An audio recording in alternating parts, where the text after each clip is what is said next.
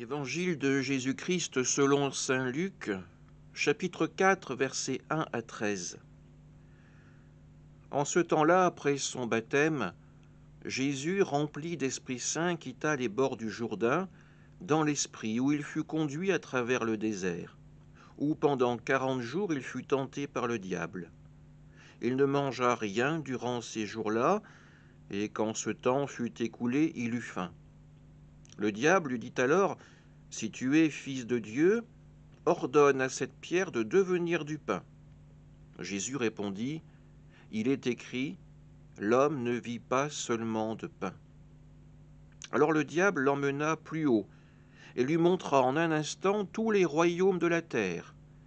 Il lui dit, « Je te donnerai tout ce pouvoir et la gloire de ces royaumes, car cela m'a été remis et je le donne à qui je veux. Toi donc, si tu te prosternes devant moi, tu auras tout cela. » Jésus lui répondit, « Il est écrit, c'est devant le Seigneur ton Dieu que tu te prosterneras, à lui seul tu rendras un culte. » Puis le diable le conduisit à Jérusalem. Il le plaça au sommet du temple et lui dit, « Si tu es fils de Dieu, jette-toi en bas, car il est écrit, il donnera pour toi à ses anges l'ordre de te garder. Et encore, ils te porteront sur leurs mains, de peur que ton pied ne heurte une pierre. » Jésus lui fit cette réponse, « Il est dit, tu ne mettras pas à l'épreuve le Seigneur ton Dieu. » Ayant ainsi épuisé toutes les formes de tentation, le diable s'éloigna de Jésus jusqu'au moment fixé. Acclamons la parole de Dieu. En ce premier dimanche du temps du Carême, c'est l'évangile des tentations du Christ par Satan qu'il nous est donné d'entendre, de méditer, de prier ensemble.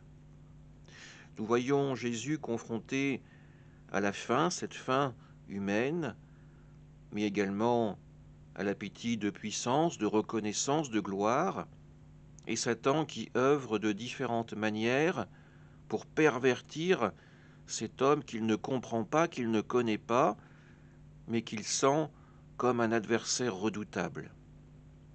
Le diable aime mieux corrompre que combattre. Heureusement, Jésus n'est pas n'importe qui, il est avant tout le Fils de Dieu, il est le Verbe incarné.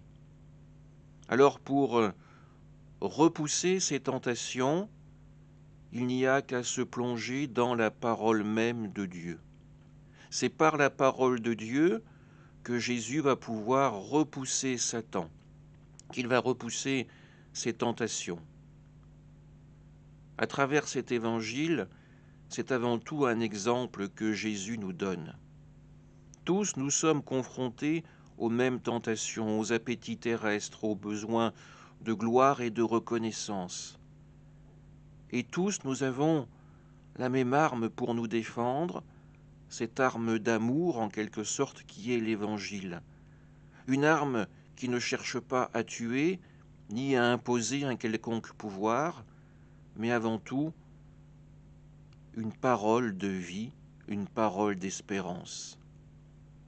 Alors que notre carême soit aussi ce moment de combat à la fois contre le mal mais aussi contre nous-mêmes, afin que nous puissions laisser toute la place à l'Évangile. Une parole de paix, une parole d'amour et une parole de miséricorde. Amen.